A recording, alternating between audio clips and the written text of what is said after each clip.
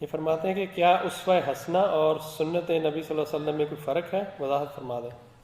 جی ہاں، بہت فرق ہے۔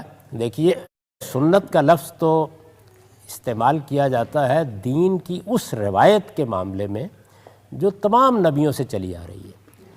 یہ بات بہت اچھی طرح سمجھ لینی چاہیے کہ اسلام کی ابتدا محمد الرسول اللہ صلی اللہ علیہ وسلم سے نہیں ہوئی۔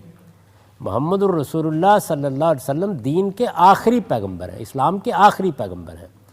اسلام کی ابتدا حضرت آدم ہی سے ہو گئی تھی۔ تمام پیغمبر یہی دین لے کر آئے۔ قرآن مجید کو اگر آپ پڑھیں تو وہ جگہ جگہ اس بات کو واضح کرتا ہے، بلکہ رسالت میں آپ صلی اللہ علیہ وسلم کو مخاطب کر کے یہ کہتا ہے کہ ما کنت بدعا من الرسل، آپ کوئی نئے پیغمبر نہیں ہیں، نہ آپ کوئی نئی بات لے کے آئے ہیں۔ شرع لکم من الدین ما وصی بہ نوح والذی اوحینا الیک، ہم نے یہ دین آپ کو دیا ہے، یہ بالکل وہی دین ہے جو اس سے پہلے ہم نے نوح کو دیا تھا۔ وما وصینا بہ ابراہیم و موسیٰ و عیسیٰ، اسی کی نصیحت ہم نے ابراہیم کو کی تھی، موسیٰ و عیسیٰ کو کی تھی علیہم السلام۔ تو سب نبیوں کا دین ہے۔ اس دین میں جو ٹریڈیشن قرآن کے نزول سے پہلے چلی آ رہی تھی، مثلا نماز پڑھی جا رہی تھی، روزے رکھے جا رہے تھے، زکوٰۃ دی جا رہی تھی، حج کیا جا رہا تھا، اور بہت سی چیزیں تھیں، یہ چیزیں جن کو رسول اللہ صلی اللہ علیہ وسلم نے بھی آگے پھر جاری کر دیا، ان کو سینکشن دے کے جاری کر دیا، ایک یا دو چیزوں کا اس میں اضافہ بھی کیا، اس کو سنت کہتے ہیں۔ یہ قرآن مجید ہی کی طرح بالکل محفوظ ہم تک پہنچ گئی ہے۔ اس کو مسلمانوں نے اپنے اجماع سے منتقل کیا ہے، جس طرح ہم کو قرآن ملا ہے اسی طرح یہ ملی ہے۔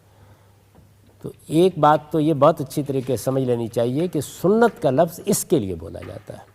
اسوہ حسنہ کا معنی یہ ہے کہ رسالت میں آپ صلی اللہ علیہ وسلم کو قرآن دیا گیا، آپ کے پاس پیغمبروں کی سنت تھی، آپ نے اس پر عمل کا نمونہ پیش کیا۔ یعنی جب نماز کا حکم موجود ہے تو رسالت میں آپ صلی اللہ علیہ وسلم نے کیسی نماز پڑھی؟